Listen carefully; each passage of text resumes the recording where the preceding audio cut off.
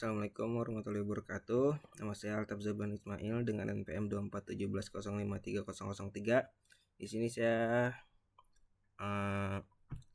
sedang membuat soal. Nah, sebelum saya menjelaskan soalnya, saya akan menjelaskan sedikit tentang mesin Turing. Nah, mesin Turing itu diambil dari nama seorang matematikawan Inggris sebagai model matematika TIS sederhana dari sebuah mesin komputasi yang bernama Alan Turing. Nah, meskipun mesin Turing ini sederhana, mesin Turing juga memiliki kemampuan untuk menggambarkan perilaku komputer general purpose. Mesin Turing juga dapat digunakan untuk menghitung kelas fungsi bilangan bulat yang dikenal dengan fungsi rekursif sebagian. Sama seperti finite state automata dan pushdown automata yang dapat mengenali bahasa formal, maka mesin Turing juga dapat berperan sebagai mesin pengenal bahasa formal. Bahasa yang dikenali oleh mesin Turing adalah bahasa tanpa pembatasan atau yang disebut dengan non-restricted language, yang disebut juga himpunan terenumerasi rekursif. Nah, cara kerja mesin Turing di sini teman-teman. Sebuah mesin Turing terdiri dari komponen-komponen. Komponen pertama, pengendalian berhingga, finite control. Kedua, pita masukan dengan sifat, panjangnya tidak berhingga, ujung kiri terbatas, ujung kanan tidak terbatas. Nah, terus dapat dibaca maupun ditulis. Kemudian sel yang tidak berisi simbol masukan akan berisi simbol kosong. Nah, pada keadaan awal, N sel pertama dari pita pemasukan berisi rangkaian simbol yang harus dikenali atau dinyatakan dengan A1, A2 sampai AN. Sel di sebelah kanan rangkaian bersimbol B. Nah, perilaku mesin Turing tergantung pada simbol masukan yang berbeda pada posisi head dan stage dari finite control. Dalam setiap gerakannya, mesin Turing dapat melakukan salah satu dari aksi berikut. Yang pertama, berubah stage, kedua menuliskan simbol pada pita masukan.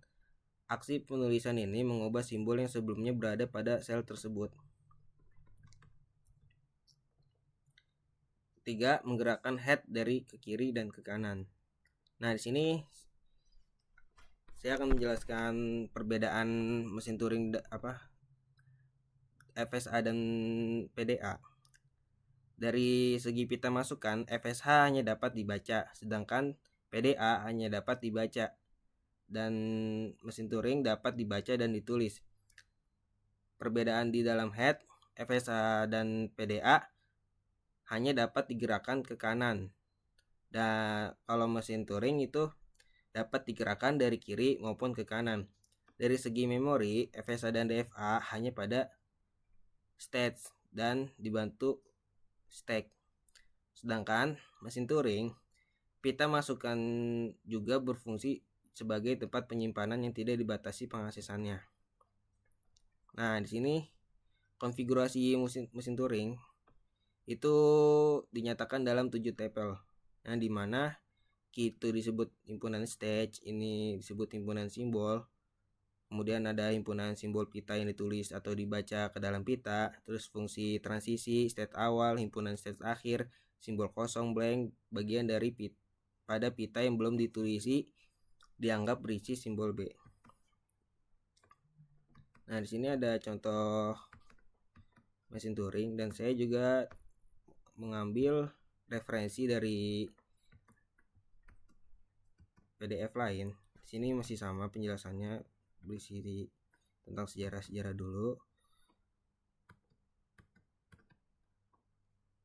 Nah, aksi mesin Turing ini bergantung pada simbol masukan yang berada pada posisi head atau baca tulis dan status dari finite control. Dalam setiap gerakannya, mesin Turing dapat melakukan salah satu dari aksi tersebut.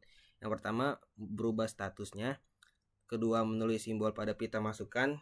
Aksi penulisan ini mengubah simbol yang sebelumnya berada pada sel tersebut. Ketiga, menggerakkan head ke kiri atau ke kanan. Nah, sini ada contohnya. Jika pada saat gerakan ke kanan untuk mencari 1, mesin Turing M menjumpai simbol B, maka berarti banyaknya 0 lebih dari banyaknya 1. Kesimpulannya, string masukan itu tidak dikenali. Jika pada saat bergerak ke kiri M tidak menjumpai lagi 0, maka M memeriksa apakah masih ada 1. Bila habis, maka string diterima atau dikenali. Jika sebuah string diterima, maka mesin Turing M berhenti. Untuk string yang tidak dikenali, ada kemungkinan M tidak berhenti atau looping. Nah, ini contohnya. Kita memasukin angka biner 00011. Nah, dari penjelasan itu terlihat ada 4 modus kerja yang berbeda dari mesin Turing. Dalam status aksi jumpa 0, menemukan simbol 0. B, cari 1, mencari simbol 1 dari arah ke kanan. C, cari X, mencari simbol X dari arah kiri. Nah, sisanya kita memeriksa simbol yang tersisa pada pita masukan. Dalam step modus kerja status, aksi yang dilakukan mesin Turing mungkin menerima atau membaca berbagai simbol pada pita. Aksi yang dilakukan dalam step modus kerja dapat berbeda-beda. Perilaku atau gerakan yang lengkap dari mesin Turing pengenal 0n, 1n ditunjukkan pada tabel berikut. Nah, di sini cara membaca tabel ini, misalnya dalam status A, jika mesin Turing menerima simbol 0, maka mesin berubah ke status B, mengganti simbol 0 dengan X menggerakkan head ke kanan. Nah, notasi yang lebih ringkas, triple key AD menyatakan aksi bahwa mesin berubah ke status key, menuliskan simbol A dan menggerakkan head ke arah D. Nah, definisinya itu sama seperti yang tadi saya jelaskan.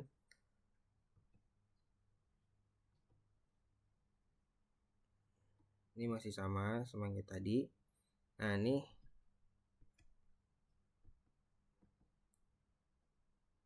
ada contohnya. Ini maka komputasi dari string 001 oleh mesin Turing dinyatakan dalam rangkaian deskripsi saat seperti ini. Nah, di sini ada latihan soal. Kemudian saya langsung aja ke latihan soalnya. Di sini saya membuat secara ringkas saja soalnya. Jelaskan mengapa Turing mesin dianggap model komputasi paling kuat dibanding FA dan PDA. Jawabannya karena Turing mesin memiliki tipe tak hingga dan kemampuan read write sehingga bisa menyimpan informasi jumlah tak terbatas. Kalau FA itu memiliki memori terbatas dan PDA itu memiliki stack atau arah. Kalau Turing mesin itu dapat mensimulasikan FA dan PDA sehingga menjadi model komputasi yang paling kuat, mampu mengenali bahasa recursive enumerably, termasuk bahasa tidak dapat dikenali oleh PDA.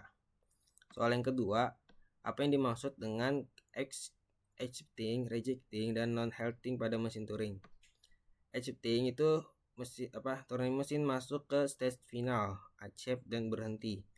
Rejecting berhenti pada stage reject atau stage normal tanpa transisi. Non-halting tidak pernah berhenti karena looping di stage tertentu. Nah, mungkin segitu saja dari saya. Assalamualaikum warahmatullahi wabarakatuh.